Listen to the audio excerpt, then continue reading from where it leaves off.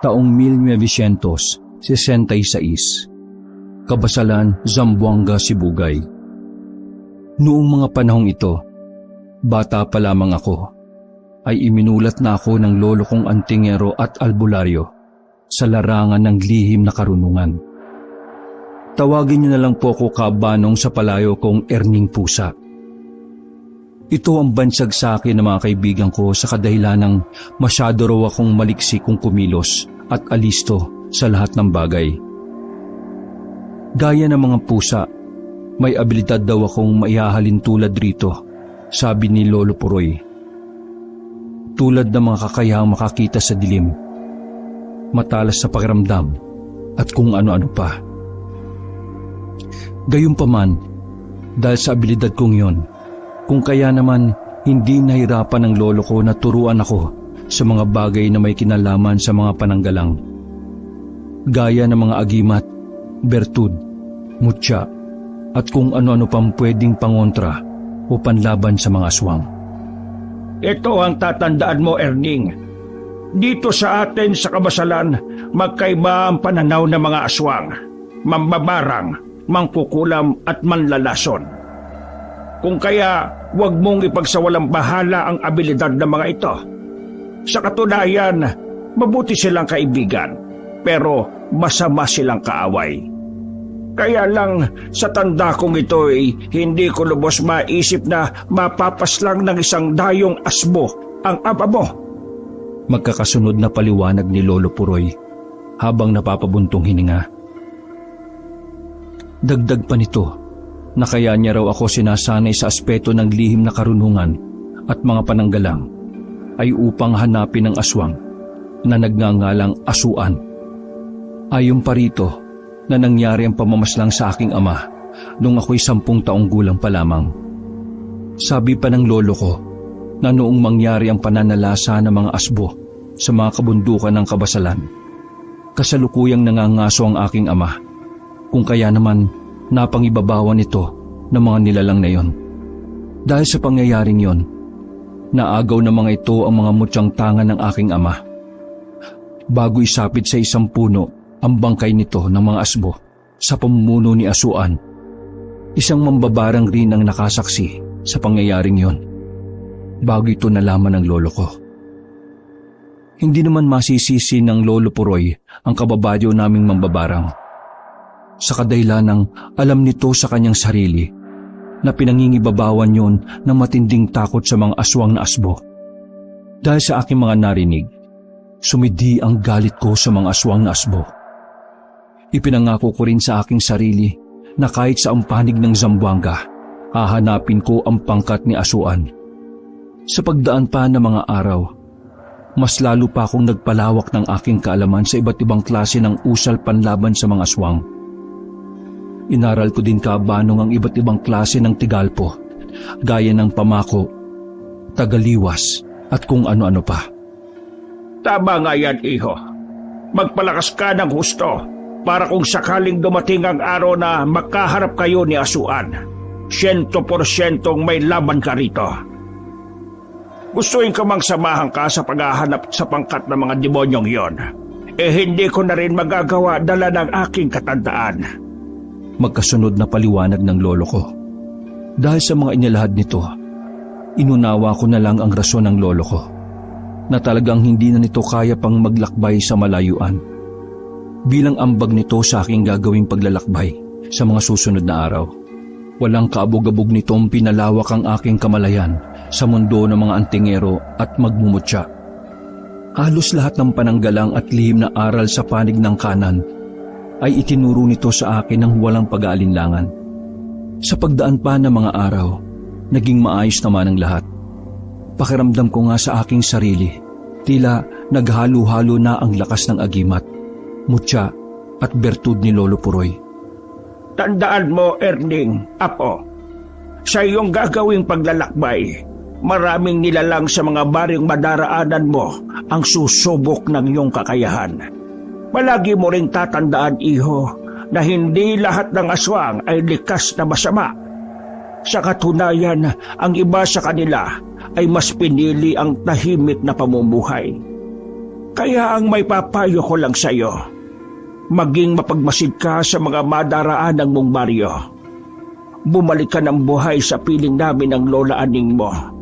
Dahil ikaw na lang ang yaman na mayroong kami. Magkakasunod na paliwanag ni Lolo Puroy.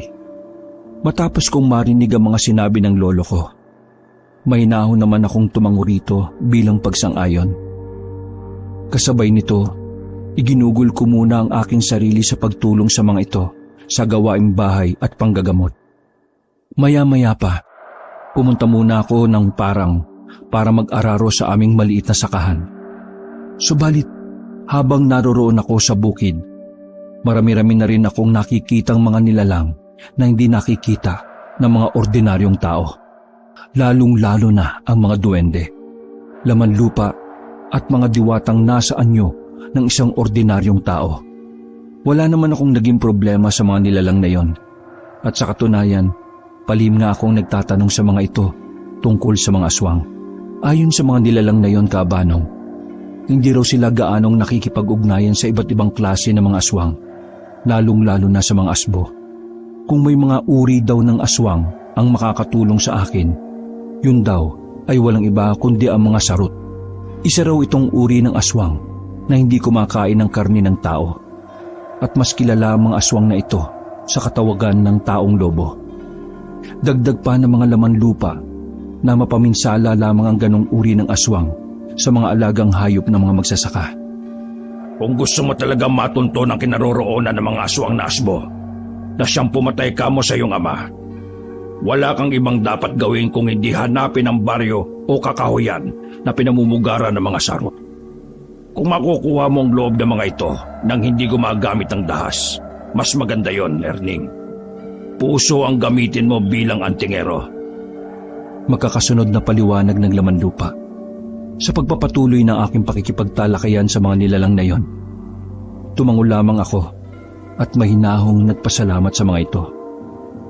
Sa buong buhay ko kasi, Kabanong, simula na maging antingero ko ng aming angkan, puro mga tipikal na aswang pa lang ang aking mga nakakaengkwentro. Isa kasi sa pinakamababang uri ng mga aswang ay yung tinatawag nilang gala, na nanggagaya ng itsura ng isang ordinaryong tao para makapambiktima. Pero wala itong kahirap-hirap patahin dahil sapat na rito ang asin na may buhay na salita at isang buntot pagi na may sagradong langis ng albularyo. Hindi gaya ng ibang aswang na may mataas na abilidad na kaya magpalit-palit ng mga anyong hayop, gaya ng mga bangkilan, asbo, sarot, danag, aniningaw, at kung ano-ano pang uri ng mga aswang na lumilipad sa himpapawid at gumagapang sa kalupaan. Madali kong natutunan ng mga bagay na yon sa matatandang antingero sa aming baryo. Sa kung papaano kumilala ng mga aswang. Kung kaya naman, nang matapos ang aming mga ginagawa sa bukid, kagad naman akong nagpaalam sa mga kaibigan kong duwende at laman lupa. Sa pagbagtas ko nga sa daan pauwi sa aming pamamahay, ay may nakasalubong akong lalaki na nanlilisik ang mga mata sa katirikan ng araw, na tila ba hindi ito gagawa ng mabuti, na kahit ano pa mang orasyon ay pwede itong sumalakay sa isang tao. Kung kaya naman wala akong kaabog-abog na napababa sa sinasakyan kong kalabaw upang kumprontahin ang taong yon. Tanga ng aking sundang, laking gulat nito nang humarang ako sa kanyang daraanan habang nagwiwika ako ng, Kaibigan, tirik na tirik ang araw pero maaga kang palaboy-laboy sa baryo namin ha. Matindi na ba ang nararamdaman mong gutom at tila kumakalam na ang sikmura mo? Patanong kong bati. Tigilan mo ako, Erning. Kilala kitang antingero ka. Apo ka ni Puroy, manggagamot at wala akong masamang pakay sa lugar na ito. Dahil maniningil ako ng utang sa isang tao. Maring tugo ng lalaking yon. Walang masamang pakay, pero maniningil ka ng utang sa isang kababaryo namin. Sa makatuwid, ganun din yon at may masamang pakay ka pa rin sa baryo namin. Binabalaan kita, kaibigan. Kung ano man o sino man ang pakay mo, kalimutan mo na. Baka gusto mong magkasubukan pa tayo rito. Magkakasunod kong tanong at paliwanag. Maya-maya pa, bigla naman itong napatitig sa akin nang makita nitong humigpit ang hawak ko sa aking sundang. Habang pabulong ako nagpapakawala ng buhay na salita sa hangin. Kung kaya naman, pagalit itong sumagot sa akin ng, Mukhang nakahanda kang itaya ang sarili mong buhay para sa isang tao na hindi mo naman kaano-ano.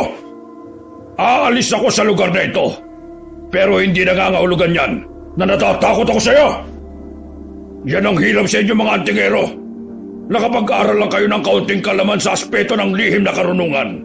Akala nyo kung sino na kayo? Magkakasunod na paliwanag ng taong yon. Matapos makapagsalita ang lalaking yon, hindi na ito tumuloy sa kanyang pupuntahan at tumalikod na lang sa akin. Habang naglalakad ito papalayo sa aking kinaroroonan, nakita ko pang napapasulyap yon sa kanyang likuran. Kaya naman nabatid ko sa aking sarili, nahahanap lang yon ng tiyempo para bumalik. Hindi man ngayon, pero maaaring sa mga susunod na araw. Nang masiguro kong nakalayo na ng husto ang taong iyon, at saka pa lang ako nagpatuloy sa aking paglalakad, hila-hila ang aking kalabaw. Makalipas pa ang ilang minuto, narating ko na ang aming pamamahay at agaran ko nang sinabi kay Lolo Puroy ang aking mga nasilayan sa bukid. Gayon din ang aswang na gala na aking nakasalubong sa daan. Sabay wika nito ng, Kahanga-hanga ang aswang na yung nasa lubong, Erning Apo. Mantakin mong tirik na tirik ang araw nagpapalaboy-laboy ito sa baryo natin. Ibang klase talaga ang aswang ayon. Wala nang pinipiling oras at araw. Lalabas at gagala sila kung anong oras nila naisin. Pero, alam mo Apo, ang mga aswang na yon, hindi lalabas sa kanilang pugad ng walang dahilan. Magkakasunod na paliwanag ng lolo ko. Matapos kong marinig ang mga paliwanag ni Lolo Puroy, walang sabi-sabi naman akong napaisip sa inilahad ng nilalang na yon nang masalubong ko ito. Inisip ko tuloy na maaring may nakaalitan yon sa aming baryo o dili kaya'y may nakuhang pag-aari nito na gusto niyang bawiin. Gayunpaman, ipinakibit-balikat ko na lang ang pakay ng nilalang na yon dahil batid ko sa aking sarili na makikita pa naman kami ng aswang na yon sa mga susunod na araw. Makaraan pa ang mga araw habang nagmumuni-muni ako sa aming bakuran. Dahil katatapos ko lang na magtrabaho sa bukid, nang muli ko na namang maalala ang pangkat ni Asuan. Kasabay nito ang pag-alala ng mga elementong laman lupa at duwende tungkol naman sa pangkat ng mga sarot. Kaya naman walang kabog-abog akong nagtanong sa Lolo Puroy kung totoo bang hindi kumakain ng karne ng tao ang mga aswang na yon. Nang marinig naman ng lolo ko ang aking mga katanungan, walang pagdadalawang isip naman itong nagwika sa akin. Totoo ang sinasabi ng mga karangit na lamang lupa, Erning, na hindi mapanganib sa tao ang mga sarot. Sa katunayan, mapanganib lang ang mga ito sa alagang kalabaw, baka at kung ano-ano pang alagang hayop ng mga tao. Madali lang naman kausap ang mga ganong aswang kung mayroong kang pakay sa kanila. Alayan mo lang ang mga ito ng babwira mo makukuha mo na ang impormasyon na kailangan mo. Makakasunod na paliwanag ng lolo ko. Hindi naglaon kabanong nang maipon sa aking isipan ang mga impormasyon na binigay ng karangit, duwende at ng lolo kong manggagamot.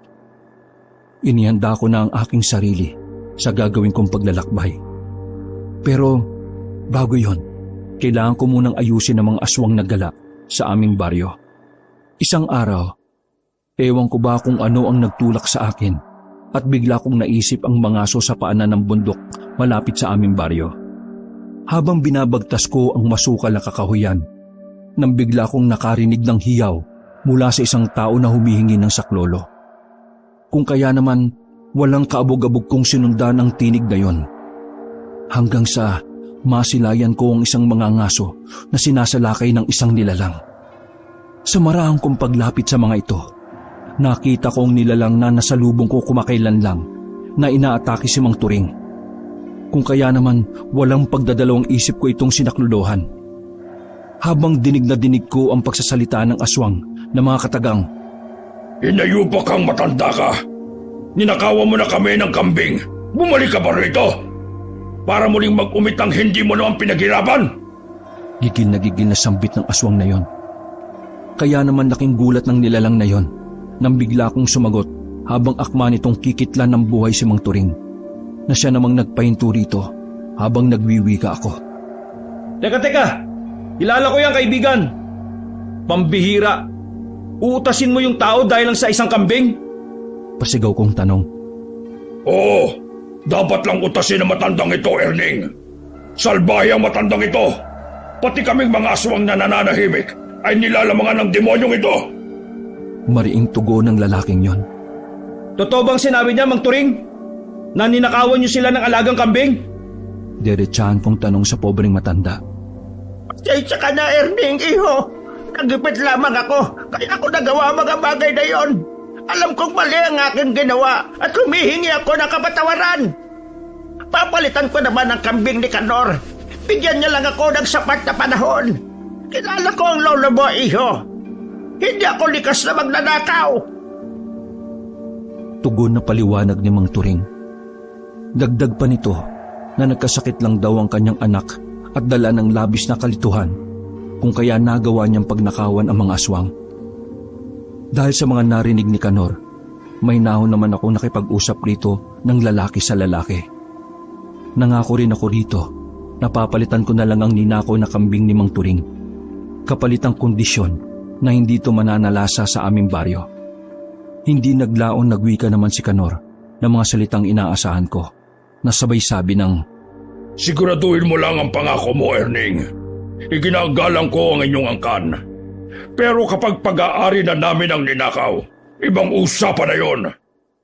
Mariing paalala ni Kanor. Lalaki akong kausap, Kanor. Gaya niyo mga aswang, ang isang magiting na antingero ay may isang salita. Ngayong araw, babalik ako dalang aking pangako. Tugon kong paliwanag. Hindi naglaon. Kinuha ng aswang ang nahuling baboy ramo. Kinuha ng aswang ang nahuling baboy ramo ni Mang Turing at inakay ko naman ito palabas ng kakahuyan. Nung araw ding yon, bago tumalikod ang araw sa kalupaan, nagpaalam ako kay Lolo Puroy na ibibigay ko ang isa sa mga alaga naming kambing kay Kanor. Kasabay ng paglalahad ko rito ng makatwirang dahilan kung bakit ko ipapaubaya ang isa sa aming mga alagang kambing. Naintindihan naman ng lolo ko ang aking pagpapasya. Kung kaya naman, pumayag rin ito ng walang pag-aalinlangan. Nung araw ding yon, Kaabanong, personal kong pinuntahan ng pugad ng mga aswang na gala at ibinigay ko kay Kanor ang aking pangakong kambing. Pero bago ko umalis sa pugad ng mga aswang, binigyan ako nito ng isang bertud.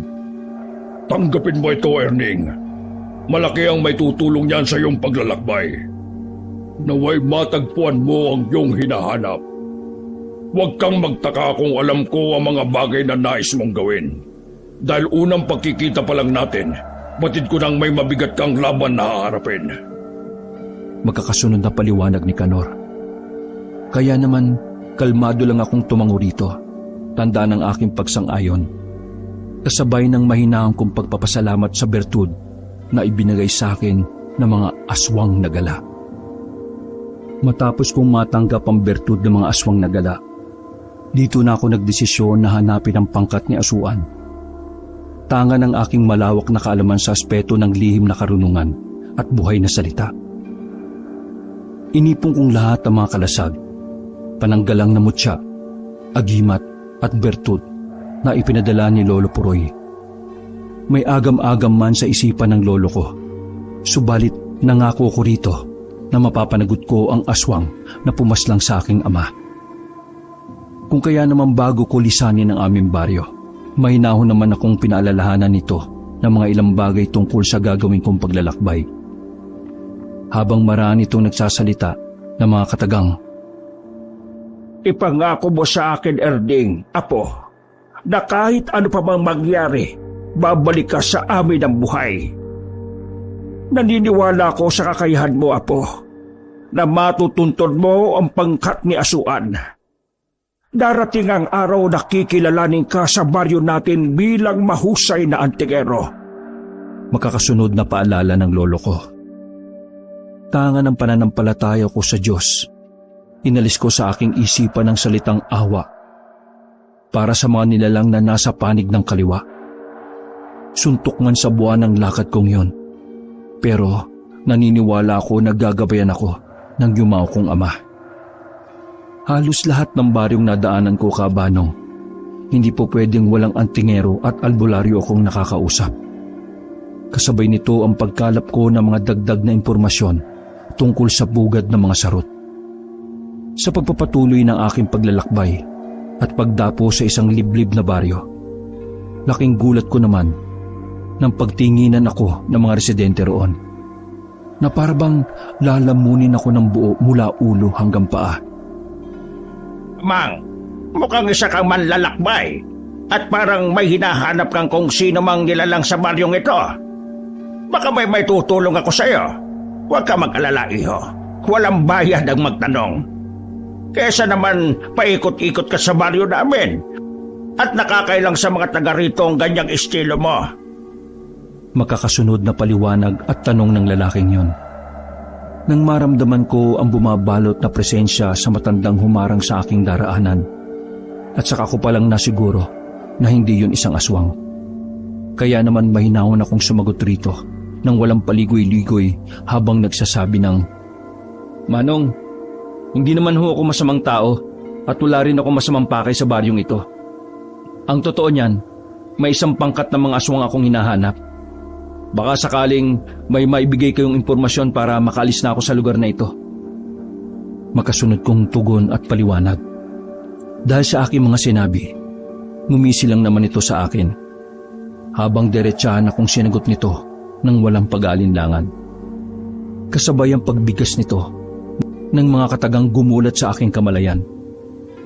Pangkat na mga aswang baka mo. Ikinalulungkot ko, iho. Pero nasa maling baryo ka. Ang baryong dinapuan mo kay pugad ng mga talisman na may malalim na aral sa pagpapanday ng mga agimat at armas. Magkasunod na paliwanag na matandang yon.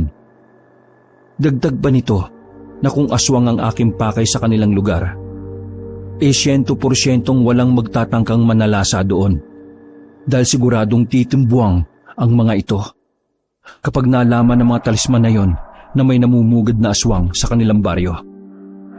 Matapos kong marinig ang mga sinabi nito, walang pag-aalinlangan naman akong pinatuloy nito sa kanyang tahanan. Ayon rito, siya daw si Mang Gaspar, ang panday at maglililok ng mga agimat sa anyo ng isang medalyon. Kaya naman aminado rin ako sa aking sarili na nakaramdam ako ng kapanatagan sa piling ng isang panday. Dagdag pa ni Mang Gaspar na handa raw siyang tulungan ako upang makalap ang mga impormasyon na kailangan ko. Subalit, mangyayari lang daw ang mga bagay na yon kung tapatan kong ilalahad rito kung ano ang malalim kong dahilan, kung bakit ko hinahanap ang mga sarot. Kaya naman, wala rin akong pagpipilian kung hindi sumang-ayon sa nais nitong mangyari. Erning, iho, maaari kitang tulungan sa mga impormasyon na kailangan mo. Kung sasabihin mo sa akin ang pakay mo sa mga sarot na aswang. Wikang tanong ni Mang Gaspar. Ang totoo po niyan, Mang Gaspar, napatay ng mga aswang na asbo ang aking ama. Kaya nagre-rebelde akong makahanap ng isang sarot.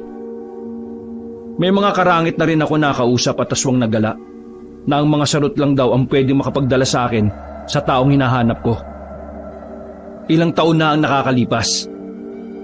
Magkasunod kong paliwanag. Matapos kong mailahad ang tungkol sa pangkat ni Asuan, ang aswang na nakapatay sa aking ama, kalmado naman itong sumagot sa akin ng mga salitang pumukaw sa aking atensyon habang nagsasabi ito ng, Kung pangkat talaga ng mga asbo ang hinahanap mo, harapan ko nang sasabihin sa iyo na hindi sila madaling hanapin o lapitan dahil sa taglay nitong abilidad bilang dambuhalang aso. Kung malapitan mo man ang mga ito, marapat lang na may bertud ka ng mga aswang na gala upang sa gayoy maitago mo ang iyong tunay na wangis at presensya ng isang antigero. Pero dahil desidido kang managot si Asuan sa pagkamatay ng iyong ama, may pupuntahan tayong baryo na minsan ng pinamugaran ng mga asbo. Makakasunod na paliwanag ni Mang Gaspar. Gayunpaman, bilang pag-iingat sa bertud na ibinigay ni Kanor, walang pagdadalawang isip ko itong inilim sa kausap kong panday at antingero. Sabi kasi ng lolo ko, noong bago ko umalis sa aming baryo. May mga bagay daw na kung minsan ay hindi na kailangan pang sabihin sa mga taong ngayon. Ko lang nakilala at nakasama. Kaya naman, pinag-ingatan kong mabuti ang bertud ng mga aswang na gala. Habang nasa poder ako ni Mang Gaspar, bahagya akong pinakiramdaman ang galaw ng mga tao sa baryo nito. Sa bawat araw na dumaraan, naging maayos naman ang lahat. Pero lingid sa aking kaalaman, may mga alipin palang aswang ang matandang antingero ang naglilingkod rito ng palihim. Isang gabi, habang nagmumuni-muni ako sa labas ng bahay ng matandang antingero, nang makarinig ako ng kakaibang huni ng ibon sa gabi. Walang ano-ano'y biglang lumabas si Mang Gaspar sa kanyang pamamahay at marahang tumayo sa bakuran habang nananatiling walang imik. Ilang minuto pa ang nakalipas, nakita ko na lang na may dumapong ibon na kulay itim sa braso nito nang itaas niya yon. Base sa aking mga nakikita, kinakausap ito ng matandang antingero habang nagwiwika ng mga katagang. Mabuti naman at naalala mo ako, kaibigan. Sa katunayan kailangan ko ang tulong mo. Nais kong iparating mo sa pangkat ng mga danag na darating ako sa kanilang baryo sa mga susunod na araw. Mariing giit ni Mang Gaspar sa ibon na yon. Sa paglipad ng ibon na yon, kapansin-pansin sa mga mata nito ang kapulahan na halos kulay dugo na. Kung kaya naman, mahinahon akong nagtanong kay Mang Gaspar kung anong klase ng ibon ang dumapo sa kanyang braso. Erning, iho, ang ibon na nasilayan mo ay isang kikik. Alipin ko ang mga nilalang na yon at pinaglilingkuran nila ako ng tapat. Sa katunayan, iho, maraming pakinabang ang mga kikik sapagkat maaari kang magpadala ng mensahe sa mga ito sa iba't ibang baryo na pugad ng mga aswang. Makakasunod na paliwanag ni Mang Gaspar. Dagdag pa nito na ang mga kikik ay isang uri ng mga aswang na nasa anyo ng isang itim na ibon. Inilalabas lang daw ang mga nilalang na yon, ang kanilang wangis bilang aswang kapag may mga taong naghihingalo at malapit ang panawan ng buhay. Dahil sa aking mga narinig, aminado ko kabanong sa aking sarili na marami pa palang klase ng aswang ang bibihirang masilayan ng isang ordinaryong mata ng tao. Makalipas ang tagpong yon, napapaisip na naman ako tungkol sa sinabi ni Mang Gaspar sa kikik na dadayo raw kami sa pugad ng mga danag. Nung una, inakala kong ordinaryong tao o pangalan ng baryo ang danag. Pero nagkamali ako, kabanong, dahil ang tinutukoy pala na matandang antingero ay hindi isang tao o ngalan ng baryo. Bagkus, isa rin itong uri ng mga aswang na mapanganib sa isang inosenteng tao. Subalit ayon sa matandang kumukup sa akin, wala naman raw akong dapat kabahala sa pangkat ng danag. Naniniwala kasi ito na hindi basta-basta sumasalakay sa isang tao ang mga aswang na yon nang walang kadahid-dahilan. Erning, iho, handa ka na bang makita ang iba't ibang klase ng aswang? Sa susunod na araw kasi, nais kong dumapo tayo sa pugad ng mga danag. Alam mo na, baka sakaling may isa sa mga ito ang makapagturo sa kinaroroonan ng mga sarot. Wala namang masama kung magbabaka sakali tayo, hindi ba? Paliwanag ni Mang Gaspar. Nasa inyo po yan, Mang Gaspar. Kilala kayo ng mga aswang na yon at alam niyo po ang kanilang abilidad. Kaya lang, ang iniisip ko po, baka pagdating natin roon magulantang ang mga ito. Siyempre, kapag nagulantang ang mga nilalang na yon, 100% maghahamon ng mga ito ng isang duelo. Yan po ang paalala ng lolo puroy ko. Yan po ang paalala ng lolo puroy ko sa akin na ang isang pabor na maaari kong hingin sa isang aswang ay dumadaan muna sa isang duelo. Paliwanag ko. Nang marinig nito ang aking mga sinabi, tumitig lang naman ito sa akin mula ulo hanggang paa. Sabay wika ng mga katagang gumulat sa aking kamalayan. Habang kalmadong sumagot siya ng, Sa tingin ko naman, iho, hindi ka nagpakadalubhasa sa pag-aaral at pagpapalawak ng lihim na karunungan. Kung isa kang mangmang na antingero, hindi ba? Bilang maglililok ng mga agimat, piling mo siya ang tangan mo sa iyong paglalakbay at iilang sandata Tama bang hinuha ko, iho? Makakasunod na tanong at paliwanag ni Mang Gaspar. Kaya naman napangiti lang ako rito. Para makuha ko ang aking ninanais sa mga danag, inihayag ko na ang aking sarili sa kung papaano makipagduelo sa mga nilalang na yon. Sa pagdaan pa ng mga araw, tinuruan ako ni Mang Gaspar sa aspeto ng pisikal na kumbate gamit ang dala kong mutyang ngipin ng kalabaw. Kung gusto mong magtagumpay sa mga danag, gamitin mo ang mutyang ngipin ng kalabaw na tangan mo. Suntukin mo ang punong yon hanggang sa mabali ang katawan nito. Mariing paalala ni Mang Gaspar. Sabay turo siya isang puno sa kanyang bakuran. Nung una, nag-aalangan akong suntukin ang punong yon sa kadahilanang baka hindi ko magawa ang utos nito. Kung kaya naman, walang kaabog-abog akong nilapitan nito, sabay marahan na bumulong ng, Walang imposible sa isang antingero na buo ang loob at determinado na makuha ang kanyang dinadais. Kapag hindi mo napatumba ang punong yan, ibig sabihin lang yan na hindi ka pa handang humarap sa pangkat ni Asuan. Mahinahon na bulong ni Mang Gaspar. Maya-maya pa, ibinigkis ko sa aking bewang ang mutyang ngipin ng kalabaw at humarap sa punong yon. Gamit ang aking kamao, walang puknat ko itong pinagsususuntok hanggang sa tuluyan ko yung naibuwal sa lupa. Maging ako man, Kabanong, sa aking sarili, ay nagtataka rin kung bakit hindi ako nakaramdam ng sakit at pagod sa aking mga kamao. Matapos sa mga pangyayaring yon, napatayo naman sa kanyang inuupuan si Mang Gaspar habang napapangiting nagsabi sa akin ng mga bagay na, Kahanga-hangang abilidad mo, Erning. Isang patunay lang yan na kaya mong makipagsabayan sa mga demonyo. Bukas na bukas, iho, dadapo na tayo sa baryo ng mga danag. Papuring bati ni Mang Gaspar. Para sa mga hindi nakakaalam, ang mga aswang na danag ay hindi kumakain ng karne ng tao at laman loob. Sa katunayan, maihahalin tulad ng mga ito sa isang vampira na palaging uhaw sa dugo ng tao. Sa umaga, bibihirang maglakad-lakad ang mga ito sa katirikan ng araw, sa kadahilanang malabo ang mga mata nito. Pero sa tuwing tumatalikod ang araw sa kalupaan, masyadong agresibo ang mga aswang na ito at napakatalas ng kanilang pandama. Mula sa paningin, pandinig at pangamoy. Kinabukasan, nang sumapit ang itinakdang araw ng pagdapo namin sa baryo ng mga danag, nagpasya si Mang Gaspar na takip silim na lang kami pupunta roon. Sa kadahilanang kung umaga kami darating doon, 100% raw na walang haharap sa amin. Sa puntong yon, Kabanong, sumang-ayon naman ako sa nais nito. Dahil alam ko sa aking sarili na si Mang Gaspar ang mas higit na nakakakilala sa mga aswang na yon. Sa paglipas pa ng mga oras, naghabilin to sa akin na kapag naroon na kami, manatili lang daw akong kalmado at pakiramdaman ang galaw ng mga nilalang na yon. Sa tuluyang pagtalikod ng araw sa kalupaan, binigtas na namin ang daan papunta sa baryo ng mga danag. Pagdating namin roon sa bukana ng baryo, pinagtitinginan kagad kami ng mga residente. Halos pailalim ang tingin ng mga ito habang pabulong na umaangin na parabang gustong sumalakay.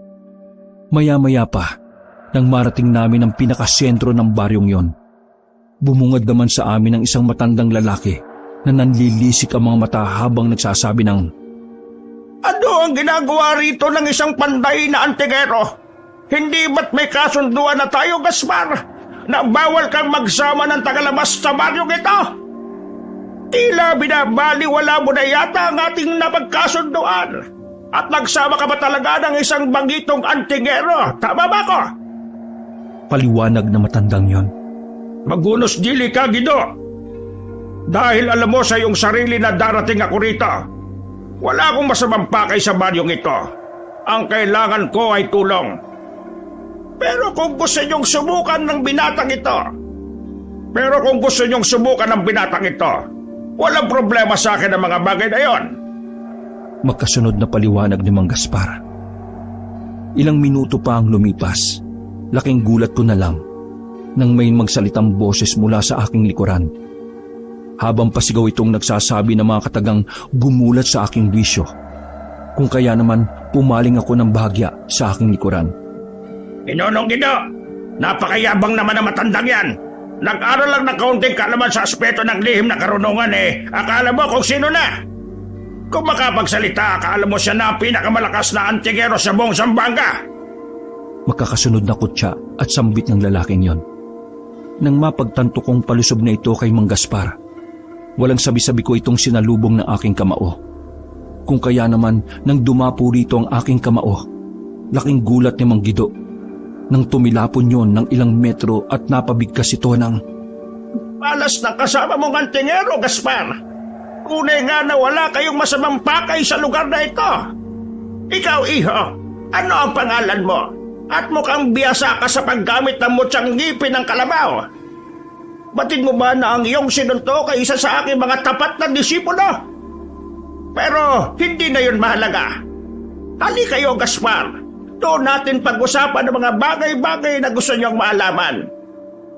Makakasunod na paliwanag ni Mang Guido. Hindi naglaon nang makapasok kami sa pamamahay nito. Tumambad sa akin ang malalaking garapon na puno ng dugo. Gayunpaman, hindi ko na lang ito binigyan pa ng pansin. Dahil ang mahalaga sa akin ay malaman ang pugad ng mga asbo at sarot. Sa gitna ng aming pag-uusap, may naon namang nakikinig si Mang Guido sa aking mga saloobin. Kung kaya naman, tinapik ako nito sa balikat habang nagsasabi ng... Alam mo, Erning, traidor talaga ang mga asbo. Sa katunayan, walang sinasanto ang mga ito. Kahit mga kapwa nila aswang pinapatay ng mga yon, basta tumaliwas sa kanilang paniniwala. Mariing paliwanag ni Mang Guido. Dagdag pa nito na isang malupit na pinuno raw si Asuan at wala itong pinipiling antingero o albularyo. Basta nakaharang sa kanyang daraanan, hindi ito magdadalawang isip na pumatay ng tao. Matapos mailahad sa akin ni Mang Guido ang kalupitan ni Asuan, may naon nitong sinabi sa akin ang lahat ng kanyang nalalaman sa mga asbo, sa kung paano ko malalapitan ng mga aswang na yon sa kanilang kuta. Kung ako sa iyo, Erning, iho, suyurin mo muna ang mga baryo at hanapin mo ang pugad ng mga bangkilan. Ang mga bangkilan ay isa ring uri ng aswang na nasa anyo ng isang mabangis na baboy ramo. May hahalintulad sila sa mga haribudon na sinusuyod ng mga kagubatan para manginain. Malaki ang ugnayan ng mga bangkilan at sarot. Kung makukuha mo ang tiwala at simpatya ng pinuno ng mga ito na nagngangalang Tonyo, mas maganda. Sa ngayon, kahinaan lang at abilidad ng mga asbo ang kaya kong ibahagi sa iyo bilang tulong sa pagpatay ng mga ito sa iyong ama. Magkakasunod na paliwanag ni Mang Guido. Sad pa ni Mang Gaspar sa akin na kahit papaano, hindi naman raw nasayang at napunta sa walang kabuluhang bagay ang pagdapo namin sa baryo ng mga danag. Tanggap ko rin naman sa aking sarili na yun lang ang tulong na may bibigay sa akin ng mga aswang na yon. Malaking bagay na rin para sa akin ang impormasyon na nakalap ko kaysa naman sa wala. Kung kaya naman bago kami umalis sa baryong pugad ng mga danag, walang pagdadalawang isip na naghabilin si Mang Guido sa kanyang mga disipulo. Paraanin niyo sila at hayaan niyong makalabas sila sa baryong ito! Mariing habilin ni Mang Guido. Subalit sa kalagitnaan ng aming paglalakad, isang danag ang humarang sa aming daraanan palabas ng baryong yon. Habang gigil na nagwiwika ito ng mga katagang gumulat sa aking kamalayan. Dahil sa ginawa mong pagsapak kay Omeng, nabasag ang panga nito at nabalian ng leeg. Kaya ayon, isa na siyang malamig na bangkay. Mariing giit ng lalaking yon. Umalis ka sa daraanan namin, demonyo ka. Dapat lang yun sa kaibigan mong hangal at mapangahas. Baka gusto mo isunod kita sa kanya. Seryoso kong tugon, sabay titig sa lalaking nasa harapan ko. Nang mapagtanto nitong hindi ako nagbibiro sa aking mga tinuran, marahan naman itong umatras at tumabi sa aming daraanan. Subalit sa pagtapat ko dito, pabulong naman itong nagwika sa aking tenga ng, Magkikita pa tayo sa labas ng baryong ito, dayong antingero, at ipaghihiganti ko ang aking kaibigan na pinatay mo. Mariing banta nito. Kapag natapos ko ng aking misyon, haharapin kita hinayupa ka. Tugon kong hamon. Nang tuluyan na kaming makalabas ni Mang Gaspar sa baryong yon, napansin kong pasado 8:00 na pala ng gabi. Habang napasulyap naman ito sa akin at napapailing sa sinabi ko sa aswang na yon. Ang ako sa iyo katapangan, iho.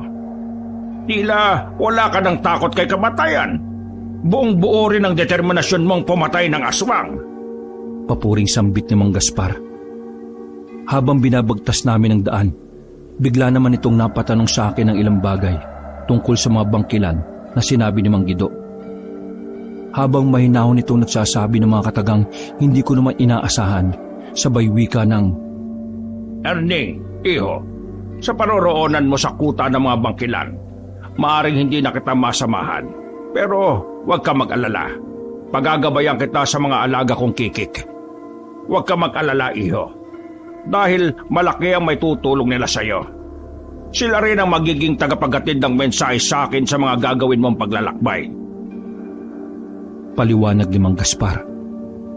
Sa puntong yon, tumango naman ako rito, tanda ng aking pagsang-ayon. Dagdag pa nito na sapat na raw ang aking kakayahan para pagbayarin ang nilalang na pumaslang sa aking ama. Sa pagdating namin sa pamamahay ni Mang Gaspar, napansin ko sa bubungan nito ang isang pangkat ng mga kikik. Base sa aking mga nakikita, tila may dalang mensahe ang mga ito para sa matandang antingero. Walang sabi-sabi, nang bigla na lang sumipol si Mang Gaspar at kasunod nito ang pagbaba ng mga kikik na yon sa lupa ng bakuran niya. Maya-maya pa, laking gulat ko na lang na magmula sa pagiging ibon, nagpalit anyo ang mga ito bilang mga aswang na nanlilisik ang mga mata. Dahil sa pangyayaring yon, tumitig lang naman ang mga ito sa akin. Nasa bilang ko ay nasa 6 na aswang. Hindi naman nagulat si Mang Gaspar sa ginawang yon ng mga nilalang, gawa ng disipulong alipin niya ang mga ito. Ano ang dala niyong mensahe para sa akin, mga kaibigan? Diretsang tanong ni Mang Gaspar. Subalit, bago sumagot ang isa sa mga ito, napansin na matandang antingero na napasulyap sa akin ng isang aswang, na tila may pag-aalinlangan ang mga nilalang na yun sa akin. Kung kaya naman, biglang nagwika si Mang Gaspar ng mga salitang nagpakalma rito. Huwag kang matakot sa kanya, Rodrigo, dahil kaibigan ko ang binatang yan at hindi siya isang kaaway. Sa katunayan, hindi kayo ang pakay niya. Bagkus, tutulungan natin siya sa kanyang planong pagiganti sa pangkat ng mga asbo. Paliwanag ni Mang Gaspar. Yun nga po ang aming sadya rito sa inyo, Mang Gaspar. Dahil may sigalot na namumuo sa pagitan ng bangkilan at sarot.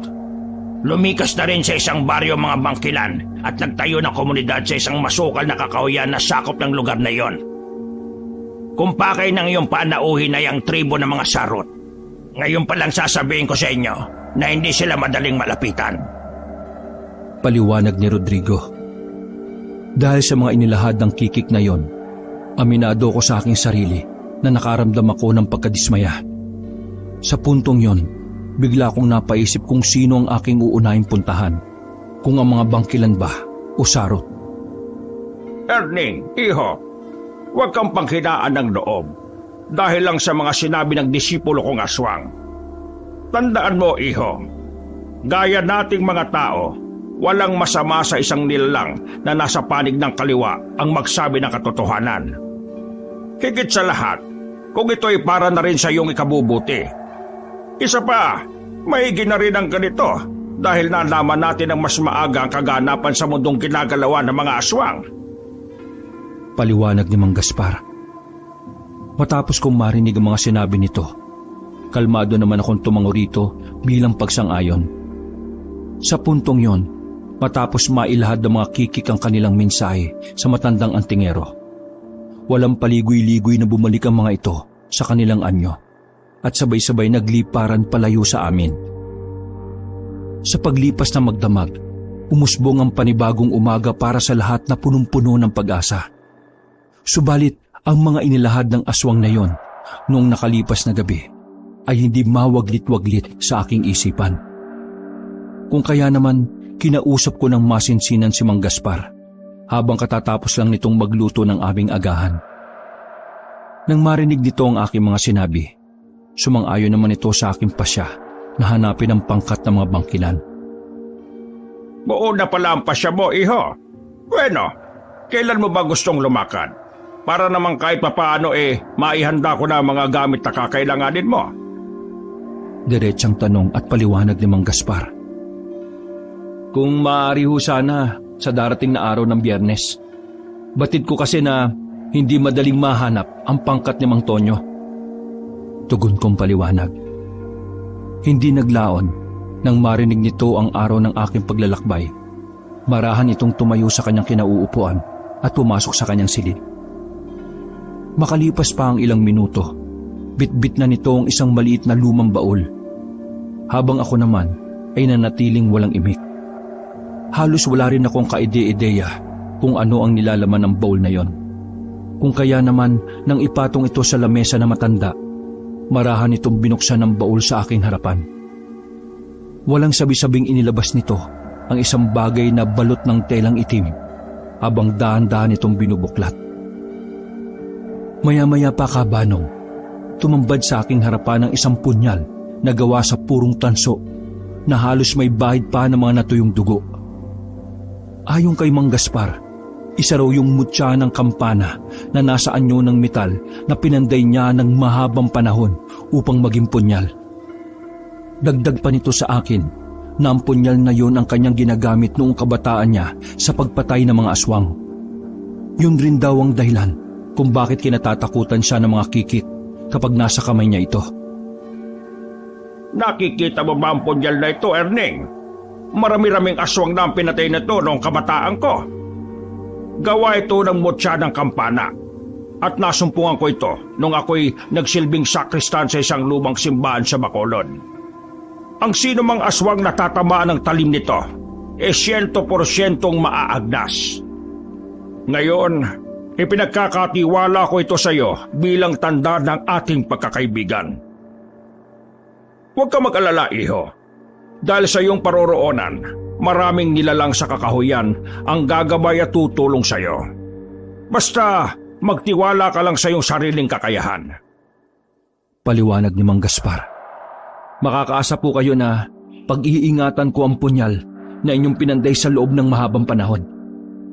Nagpapasalamat rin ako sa inyo dahil sa dinami-rami ng taong nagtatangan ng lihim na karunungan. Kayo talaga ang nakalaan na tutulong sa akin para sa minimithi kong pagigante. Magkasunod kong tugon at paliwanag. Dahil sa mga tinuran nito, aminado ako sa aking sarili na naantig ako sa matandang antingero.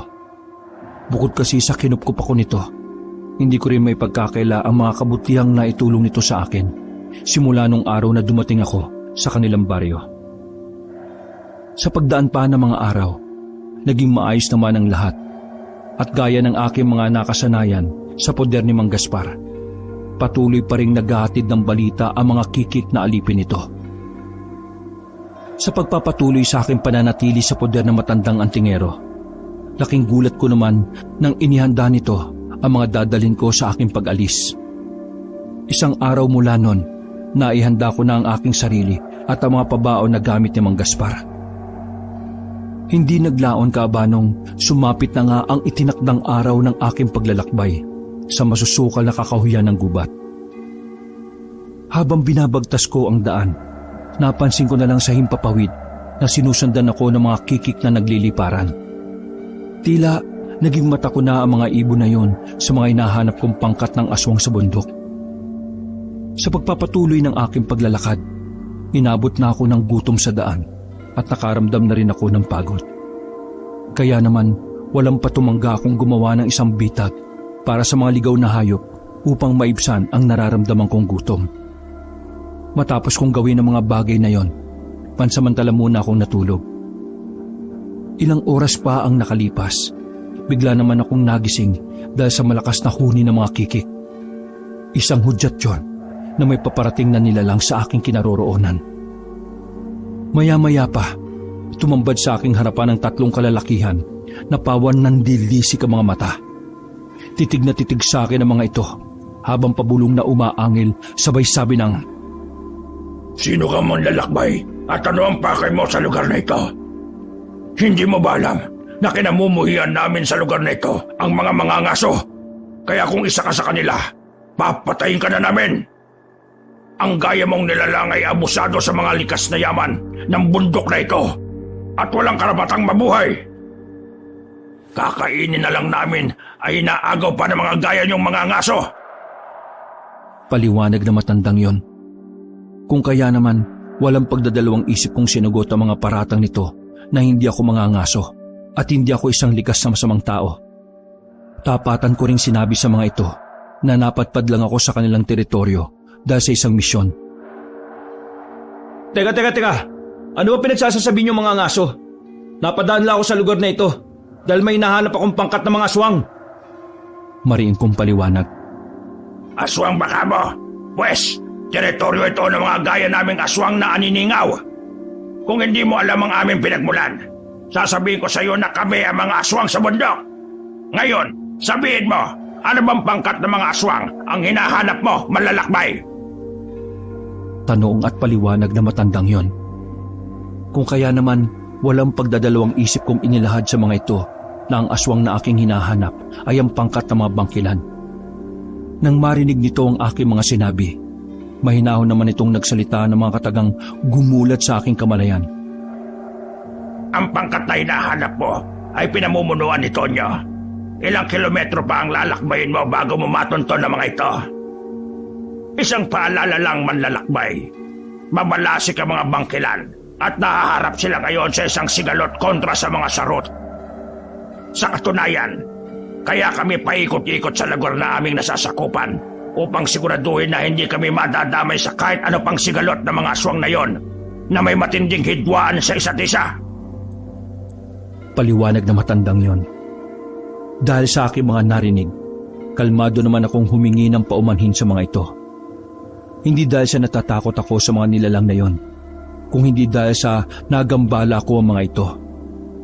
Kasabay ang pagkakaroon ng agam-agam sa isipan ng mga ito na isa akong mga ngaso.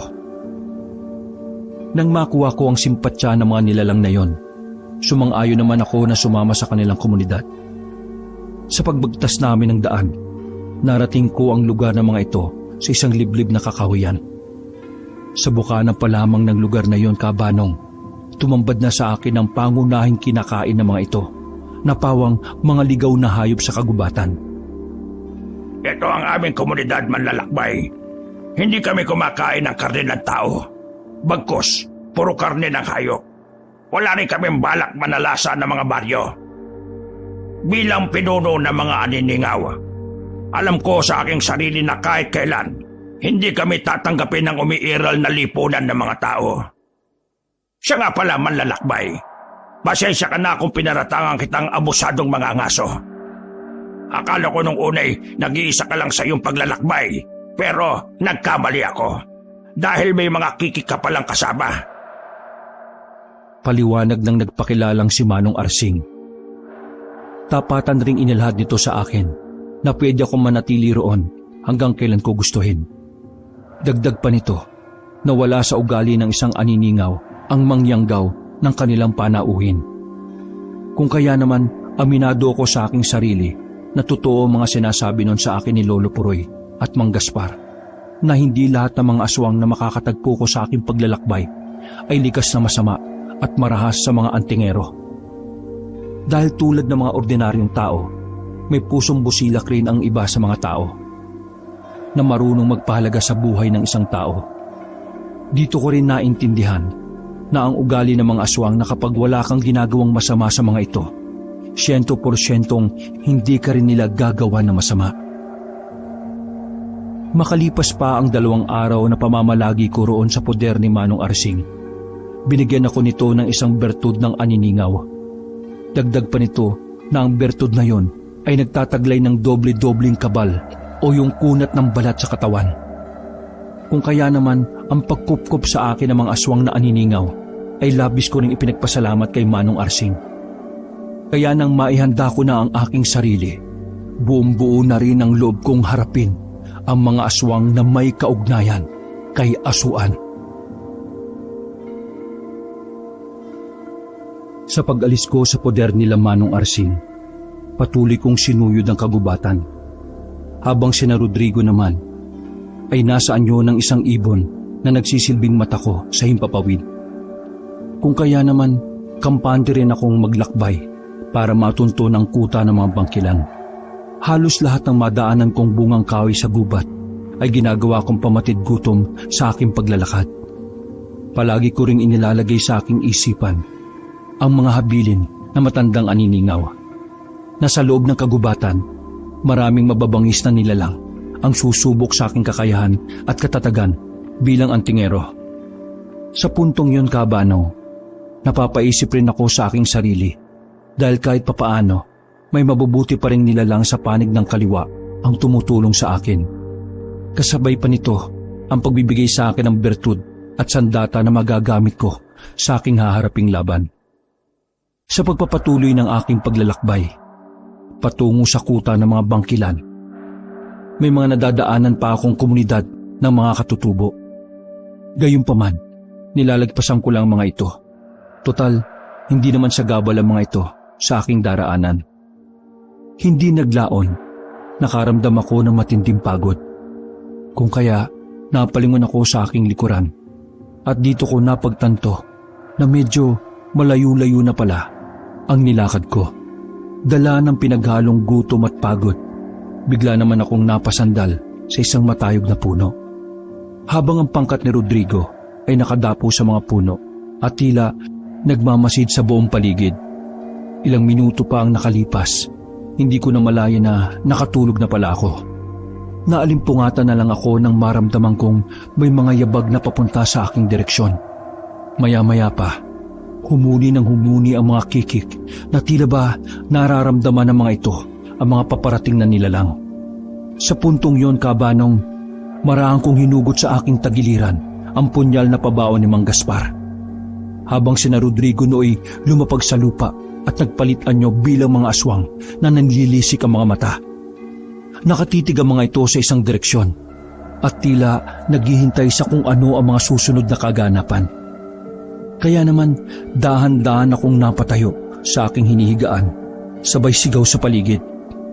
Kung sino ka man, kayo mga demonyo kayo na nagtatago sa dilim, mas makabubuting lumabas na kayo! Huwag niyo akong subukan, mga iho-diputa kayo! Maring kong sigaw habang maigpit kong hawak ang aking punyal. Maya-maya pa, isa-isang lumabas sa talahiban ang 4 na dambuhalang baboy ramo na pawang nanlilisik ang mga mata. Kasabay ang paghalinghing ng mga ito habang tumutulo sa bibig nito ang malapot nilang laway. Batid ko rin sa aking sarili na hindi ordinaryong baboy ramo ang nasa aming harapan ng mga oras na yon. Ilang minuto pa ang lumipas, bumungad naman sa akin ang isang nilalang na may wangis na katawan ng tao. Subalit ang pagmumukha nito ay kagaya rin ng isang baboy ramo. Ang labis ko pang ipinagtaka, Kabanong, na kapag sasalita ang nilalang na yon ng dialekto ng mga tao habang nagtatanong ito ng mga katagang, Ano ang ginagawa niyo sa lugar na ito? Kung ipinadala kayo rito ni Asuhan, sa makatuwid, magkaaway tayo! Mariing tanong at paliwanag ng nilalang na yon. Nagkakamali ka, kaibigan! Hindi kami kaaway at isa akong antingero at sila ang mga kikik na gabay ko sa paghahanap ng mga sarot at asbo. Kung hindi ako nagkakamali, nagmula kayo sa pangkat ng mga bangkilan sa ilalim ng pamumuno ni Mang Tonyo. Makakasunod kong tugon at paliwanag. Matapos marinig ng nilalang na yon ang aking mga sinabi, bumalik ang mga kasama nito sa kanilang orihinal na anyong aswang na katawan ng tao. Dagdag pa nito na ang lugar na kinaroroonan namin ay malapit-lapit na sa kanilang kuta. Maya-maya pa, inanyayahan ako ng bangkilan na yon na nagngangalang Makaryo upang makilala ko ng personal ang kanilang pinunong pinagsisilbihan. Paglalahad pa nito, na kaya sila nag-iikot sa mga lugar na malapit sa kanilang kuta ay upang siguraduhin na walang asbo o sarot ang nagmamanman sa kanila. Ayon pa kay Makaryo, na kaya sila nag-aklas taliwas sa pamumuno ni Asuan sa kadahilanang ayaw na nilang pumatay ng tao. Kung kaya naman nang gawin nila ang kanilang pag-aaklas dito, pinatay ng mga sarot ang iba nilang kasama. Dagdag pa nito sa akin na binihag rin ng mga yon ng iilan sa kanilang mga kasamahan upang gawing alipin. Kaya naman naghahanap sila ng makakatuwang sa gagawin nilang pagsalakay upang mailigtas ang iilan nilang kasama. Tamang-tama ang pagdating nyo, Erning. Dahil may mga kasama na kaming antingero at pareho lang ang ating layunin na lipulin ang pangkat ng mga asbo at sarot. Mariing giit ni Macario habang binabagtas namin ang daan. 2 sarot ang sumulpot kung saan at bigla kaming sinalakay ng mga ito. Kapwa naglalaway ang mga yun na parang hayok na pumatay ng antingero at bangkilan. Ano, Macario? Akala mo ba ligtas na ang kutaan yung mga bangkilan? Baka nakakalimutan mong baboy ka na di hamak na mas mataas ang abilidad namin sa inyong matunto ng mga traidor na gaya ninyo. Magkakasunod na sambit ng sarot na yon. Kaya naman nang mapaling sa amin ni Rodrigo ang paningin ng nilalang na yon, pasigaw naman itong nagwika ng mga katagang gumulat sa aking bisyo habang dinuduro-duro kami nito. Kayo! Sino naman kayo mga demonyo kayo? Kaysa ba kayo ng baboy ramo na ito na mga walang kwentang aswang? Patanong na sambit ng sarot na yon. Sa katunayan, kayo talaga ang pakay ko at tamang-tama lang ang dating ninyo dahil matagal nang nangangati ang palad kong pumatay ng demonyong kagaya ninyo. Tugon kong paliwanag. Masyado kang mayabang! Pwes, tignan natin ang galing mong hayop ka! Gigil na sambit ng sarot na yon. Walang sabi-sabi, sumenyas ako kina Rodrigo at Macario na huwag silang makikialam sa duelong kakaharapin ko laban sa mga aswang na iyon. Ilang minuto pang nakalipas, kinuha ko sa aking bulsa ang bertud ng mga aniningaw at inilagay ko ito sa ilalim ng aking dila. Kasabay pa nito ang paggugot ko ng punyal na pabaon ni Mang Gaspar na gawa sa mutya ng kampana na may katamtamang haba ang sukat. Binikis ko rin sa aking bewang ang mutyang ngipin ng kalabaw na may lakas ng 3 toro.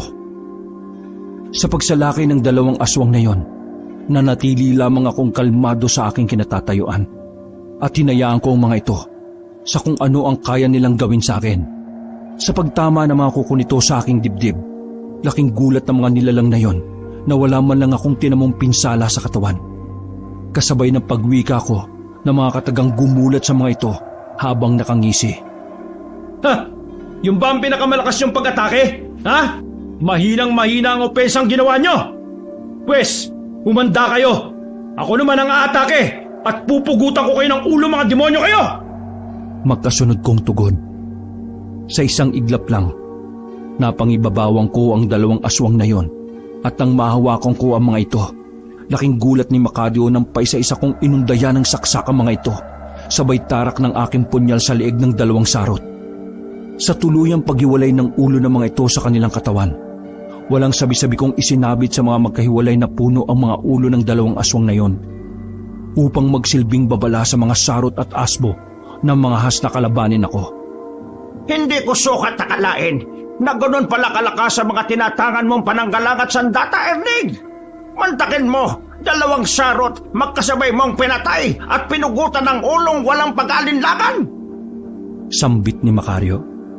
Hindi naglaon, nagpatuloy na kami sa paglalakad papunta sa kuta ng mga bangkilan. Makailang minuto pa ang nakalipas, narating din namin ang pugad ng mga ito. Sa bukana pa lang ng lugar na yon, hindi may pagkakaila na organisado ang galaw ng mga aswang na naninirahan doon. Subalit, ang labis na nakaagaw ng pansin sa akin, ang isang nilalang na nakagapo sa puno, habang hinahagupit ito ng isang matipunong lalaki ng latigong puno ng tinik ang dulo at pahiyaw yung umaatungal sa sakit. Tama na! Itigil mo na ginagawa mong demonyo ka! Mga iudiputa kayo, mga bangkilan! Mga traidor! Kapag nakawala ko rito, uubusin ko kayo, mga hinayupa kayo!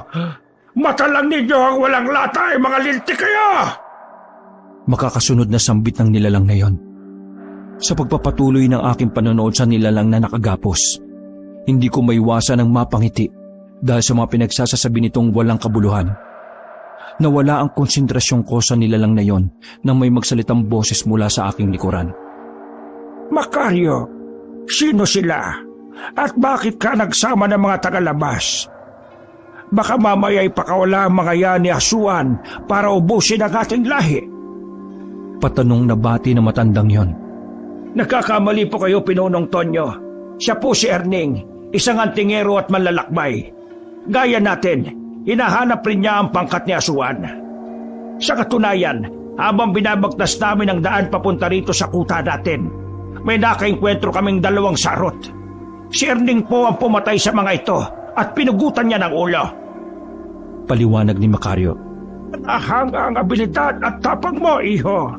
Sa makatuwid, isa kang antingero na may gabay ng mga kikik. Matagal na panahon na rin nung huli akong makatagpo ng isang antingero na may gabay ng aswang. Paliwanag ni Mang Tonyo. Sa puntong yon, tumango lamang ako sa mga pinagsasasabi ng matandang yon. Kasabay ang pagtatanong ko rito ng ilang bagay tungkol sa nilalang na kanilang binihag. Mang Tonyo, sino naman ang nilalang na yon at bakit niyo siya pinahihirapan ng gusto? Diretsahan kong tanong, sabay turo sa nilalang na yon. Siya ba? Si Loleng. Ang nilalang na yan, isa yang sarot na aswang at nakapaghatid ng mensahe. Binihag namin siya bilang kapalit ng mga kasama naming hawak ng kanilang pinuno. Alam ko rin na kapag napiga namin ang demonyong yan, kusa nitong ituturo ang kinaroroonan ng kanilang pugad. Kung gusto mong malaman ang kinaroroonan ng mga yan at ang pugad ni Asuan, ipinauubaya ko na siya sa iyo, Erning. Paliwanag ni Mantonyo. Hindi naglaon, marahan ko itong nilapitan upang tanungin ang ilang bagay tungkol sa kanya mga kasamahan. Habang lumalapit ako dito, Kabanong, bigla naman yung naghamon ng isang duelo para sa kanyang kalayaan. Ayon rito, kapag tinalo niya raw ako sa isang duelo, hahayaan na namin siyang makawala at makabalik sa kanyang kasamahan. Ngunit lingid sa kaalaman nito na ang pagsang-ayon kong yon ay isang huwad lamang. Maya-maya pa, laking gulat nila Mang Tonyo nang putulin ko ang baging na nakagapos sa kamay at paa nito. Kung kaya naman napasigaw ang matandang bangkilan ng mga katagang. Magsikalat kayo at walang makikialam sa inyo sa laban na inyong matutunghayan. Ang duelong ito ay sa pagitan lang nila Loleng at Erning. Antingero kontra sa isang demonyong sarot. Paalala at utos ni Mang Tonyo. Yan ang gusto kong duelo. Parehas. Masyado kang kumpiyansa sa laban natin ito, Antingero. Kapag napatay kita, dadaling ko ang ulo mo kay Asuan at magiging alipin ko ang aswang na naririto. Magkakasunod na sambit at banta ni Loleng habang humahagalpak ng tawa. Nang tuluyan na itong makawala sa kanyang pagkakagapos, napansin ko na lang na nasa matatayog na puno na ang grupo ng mga kikik. Tila nagmamasid ang mga ito at naghihintay sa mga susunod na mangyayari. Maya-maya pa, bigla namang ipinakita ni Loleng ang anyo nito bilang sarot na aswang. Kasabay ang pag-alulong nito na bumasag sa katahimikan ng buong paligid. Gaya noong una, inilagay ko sa ilalim ng aking dila ang bertud ng mga aniningaw bilang proteksyon sa aking katawan. Ganon din ang mutya ng ngipin ng kalabaw na nasa aking bewang. Sunod-sunod ang ginawang pagsalakay ni Loleng habang atras abante ito. Nang mapagtanto nitong hindi umuubra ang kanyang mga atake, walang kabog-abog naman itong nagwika ng, Napakapkunat ang balat mong Antingero ka. Anong klase kang talisman hindat ka? Inis na sambit ni Loleng. Gamitin mo ang lahat ng nalalaman mo sa pisikal na kumbate. Buksan mo ikatlong mata mo para makita mong bertud at mutyang nasa katawan ko. Mariing kong tugon. Gayunpaman, pinilit pa rin ito na mapatumba ko sa aking kinatatayuan. Subalit bigo ito sa kanyang ninanais. Kaya naman, para hindi na tumagal pa ang aming labanan, ginamit ko na ang malapusa kong paggalaw at napangibabawang ko si Loleng ng walang kahirap-hirap. Laking gulat nito nang salubungin ko ang mga pag-atake niya ng aking kamao. Kung kaya naman tumilapon ito ng ilang metro gamit ang lakas ng 3 toro. Hindi pa man ito nakakabangon sa lupa sa lakas ng suntok ko. Laking gulat na lang nito nang mapunta ako sa kanyang likuran habang nakatutok ang aking punyal. Teka, Erning, magunos chili ka. Huwag mo kong patayin. Pangako, ibibigay ko sa iyo ang impormasyon na kailangan mo. May pamilya ako, parang awa mo na. Usap, buhayin mo ko. Babaybayin mo lang ang daan na yon. Madaraanan mo na ang kuta namin na malapit sa isang balon. Paliwanag at pakiusap ni Loleng. Yun lang ba ang alam mo? Sumagot ka! kung ayaw mong isabit ko sa isang puno ang pugot mong ulo. Patanong kong tugon. Mayroon pa, Erning. Masyado ka namang apurado. Ang pangkat ng mga asbo ay wala rito sa kabundukan kung hindi nasa isang liblib na baryo sa panan ng bundok at nababalot yun ng sabulag. Kaya pakawalan mo na ako. Pakiusap. Dagdag pang paliwanag ni Loleng. Nang marinig namin ang mga inilahad ni Loleng, bagya naman akong napasuyap kay Mang Tonyo. Sa pagtango nito sa akin, isang hudyat yon ng kamatayan nito. Kung kaya naman napabulong ako rito ng mga katagang hindi nito inaasahan. Salamat sa impormasyon, Loleng. Isa kang magiting na aswang. Pero tanga ka. Dahil ipinanganak akong sinungaling. Akala mo ba bubuhayin pa kitang demonyo ka? Pwes, nagkakamali kang hayop ka. Magkakasunod kong sabi, sabay laslas sa liig nito. Hanggang sa humiwalay ang ulo nito sa kanyang katawan. Matapos ang insidenteng yon, inutos ni Mang Tonyo na ilibing ang bangkay ni Loleng at isabit sa puno ang pugot na ulo nito. Yun ay bilang babala sa mga mangangas na pumasok sa kanilang teritoryo. Nung araw ding yon, nagsagawa kami ng isang pagpupulong. Ang kalahati ng mga bangkilan ay sasama sa amin at ang iba ay maiiwan para bantayan ang mga batang aswang. Sa pagtalikod ng araw sa kalupaan, binaybay na namin ang daan papunta sa kuta ng mga sarot na itinuro ni Loleng. Tangan ng aking mga piningmutya at bertud ng iba't ibang klaseng aswang. Kumpiyansa ako na malapit ko nang matunton ang baryong pinamumugaran ni Asuan. Kaya naman nang marating namin ang kuta ng mga sarot, bagya akong nakiramdam sa galaw ng mga ito. Habang dinig na dinig ko ang ingay ng mga tambol. Upang makalapit ako sa mga ito, ginamit ko ang bertud na galing kay Kanor. Aminado rin ako, Kaabanong, na namangha ako sa bertud ng mga aswang na gala. Dahil hindi lang wangis na mga sarot ang kaya kong gayahin, kung hindi, pati ang abilidad ng mga ito na maging isang taong lobo. Sa pagpapatuloy ng pakikisalamuha ko sa mga sarot, napansin kong inaamoy-amoy ako ng ilan sa mga ito. Na tila ba pinagdududahan ng aking itsura, kasabay ang pagtatanong ng mga yon na mga katagang gumulat sa aking bisyo. Tila yata ngayon ka lang namin nakita dito, kaibigan. Sabihin mo, saan lupalop ka nang galing at sino mga ninuno mo? Diretsa ang tanong ng matandang sarot. Galing ako sa liblib na baryo ng Kabasalan at pinsan ko si Loleng. Palusot kong tugon habang kalmado kong nakatingin sa mata ng matandang yon. Si Loleng baka mo? Alam mo bang natagpuan ng isa nating kasama ang pugot na ulo nito na nakasabit sa isang puno? Ang hinala ko, isang antingerong kumitil sa buhay ng pinsan mo. O di kaya'y pangkat ng mga traidor na bangkilan. Ang mga iyo di putang aswang na yon, tumiliwas sa aking pamamalakad at ayaw nang pumatay ng tao. Akala yata ng mga demonyong yun tatanggapin sila sa langit kapag itinigil nila ang pagkatay ng mga taong mahihina. Pwes, kung gusto nilang mabawi ang iilan nilang kalay sa ilalim ng aking kapangyarihan, pagsilbihan muna nila si Pinunong Asuan. Paliwanag na matandang yon na nagngangalang Aboy.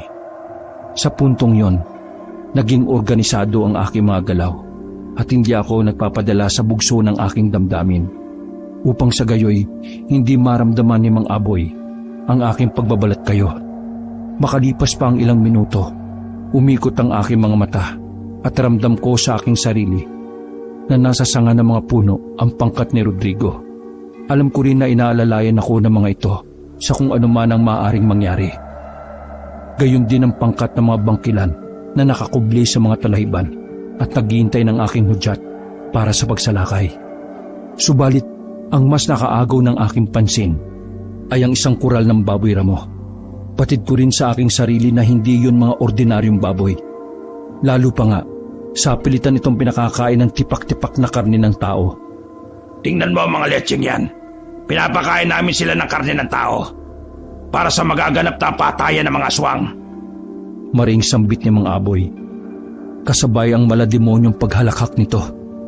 Habang ako naman nooy nananatiling walang imik at patuloy lang sa pagmamatsid sa gagawin ng mga ito sa kanilang bihag. Sa paglalim pa ng gabi, nag-ingay ulit ang mga tambol, tanda ng pag-uumpisa na ng patayan ng mga aswang. Maya-maya pa, nakita kong inilabas sa koral ang dalawang bangkilan habang pilit na pinaglalaban ng mga ito. Sa hindi kalayuan naman, nakakita rin ako ng mga batang bangkilan na hinahagupit ng latigong may tinik habang umaatugal ang mga yon sa hindi maipaliwanag na sakit. Nang makakuha ko ng pagkakataon, binalikan ko muna ang aking punyal kung saan ko ito ibinaon. Kaya naman nang mapasa kamay kong muli ang punyal ni Mang Gaspar, buo na ang aking desisyon na ubusin ang mga sarot.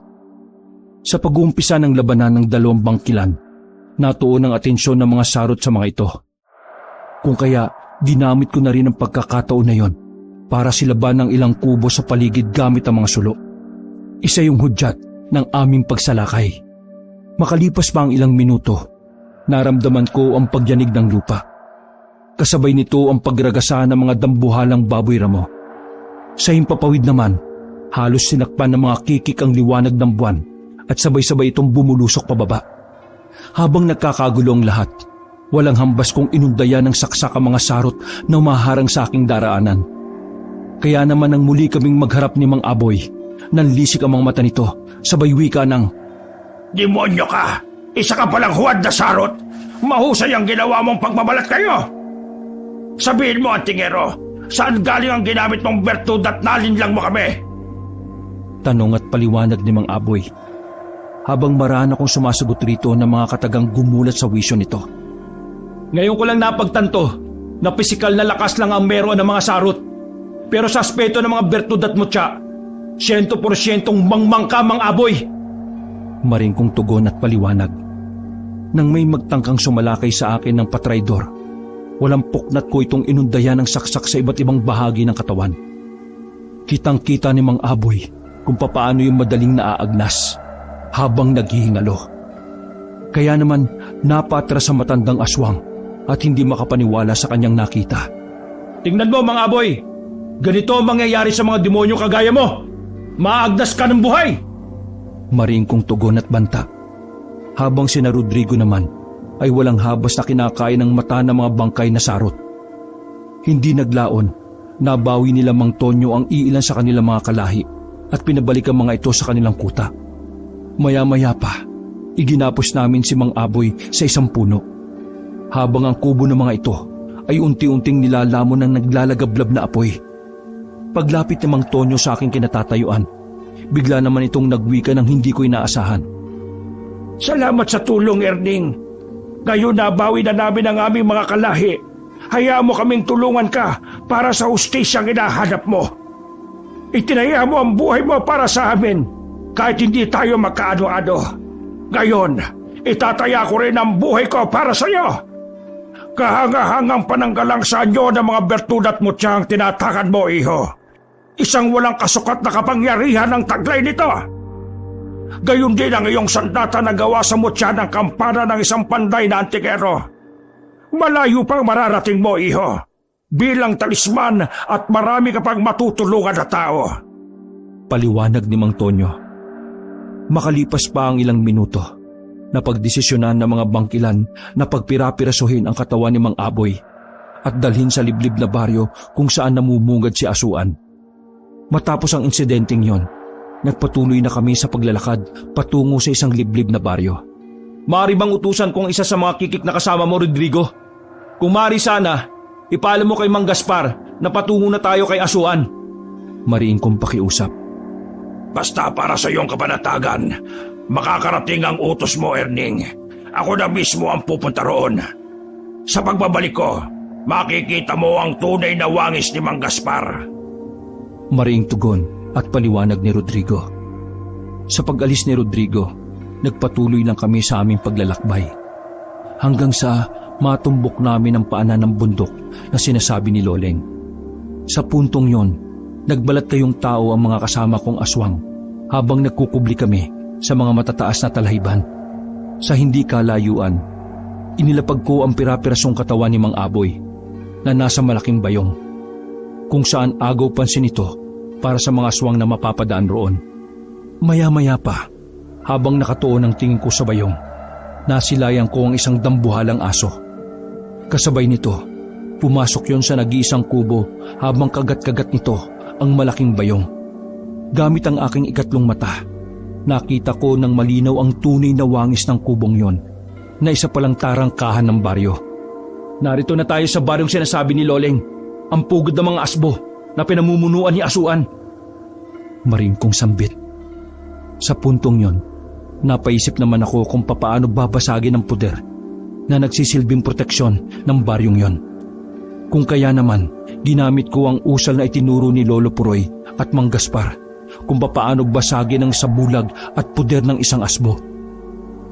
Sa pagpapatuloy ng ginagawa kong pagpapakawala ng mga buhay na kataga, laking gulat ko nang matakpan ng liwanag ng buwan mula sa kalangitan. Sa pagtingala ko sa himpapawid, isang dambuhalang nilalang ang paikot-ikot roon. Halos natatakpan nito ang sinag na nagmumula sa buwan. Sa marahang pagbaba nito sa lupa, laking gulat ko na lang nang magpalit ito ng anyong tao. Kasabay ng pagsasalita nito ng mga katagang gumulat sa aking kamalayan. Lumabas na kayo riyan, Erning, iho. Narito na ako para tumulong sa inyo. Mariing sambit ng nilalang na yon. Mang Gaspar, isa rin ho kayong aswang? Paano nangyari yun? Patanong kong bati. Matagal na, iho. Isa talaga akong panday na antingero na may dugo ng isang kikik at ungo. Sa katunayan, ginagamit ko lang ang abilidad kong ito sa mga taong karapat dapat tulungan kagaya mo. Siya nga pala, nabasag mo na ba ang poder ng baryo ni Asuan? Makakasunod na tanong at paliwanag ni Mang Gaspar. Dagdag pa nito, magiging madali ang laban naming yon kontra sa mga asbo. Kaya naman wala nang dahilan para panghinaan pa ako ng loob. Maya-maya pa, sabay-sabay na kaming lumapit sa kubong nakita ko. Kasabay nito ang pagsambit ni Mang Gaspar ng isang inkantasyon. Ilang minuto lang ang dumaan kabanong, nabasag nito ang puder at sabulag ng mga asbo. Kaya naman napahinto ang mga nilalang na yon sa ginagawa nilang pagdiriwang. Sa paglapit ng isang asbo, mariin naman itong nagwika ng mga katagang gumulat sa aking kamalayan. Akalain mo nga naman, may mga panauhin pala kaming antingero at mga hangal na aswang. Sabihin niyo, ano ang pakay niyo rito at mukhang maling baryo ang inyong inapakan? Patanong na bati ng matandang yon. Sa puntong yon, marahan naman akong sumagot rito ng patanong kung siya ba ang hinahanap kong nilalang na matagal ko nang gustong mapatay. Manong, mawalang galang nga po. Ikaw ba si Asuan? Kung hindi ikaw ang aswang na hinahanap ko, maaari bang paraanin mo kami? Diretsahan kong tanong. Subalit, imbis na sumagot ang matandang yon, ngumisi lamang ito sa akin na parang demonyo at nanlisik ang mga mata. Sabay turo sa isang direksyon at nanatiling nakaharang sa daraanan namin. Kung kaya naman, nang mapansin kong napakuyumang palad nito, alam ko sa aking sarili na aatake yun sa akin. Kaya walang sabi-sabi ko itong binato ng tigalpo.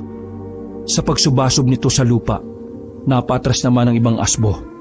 Kaya naging alisto mga kasama kong aswang. Magaling ang ginawa mo kay Kaambo, antingero. Pero hindi ako nasisindak sa mga usal mong walang kwenta. Ako nga pala si Asuan, ang hinahanap mo. Pero nakakalungkot lang dahil nasa maling baryo ka, antingero. At dito na kayo mamamatay, mga iho di puta kayong lahat. Ang lupang inaapakan nyo ay teritoryo ko.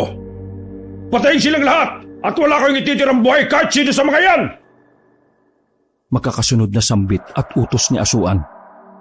Sa isang kisap mata lang, nagkagulo ang lahat ng aswang laban sa aswang.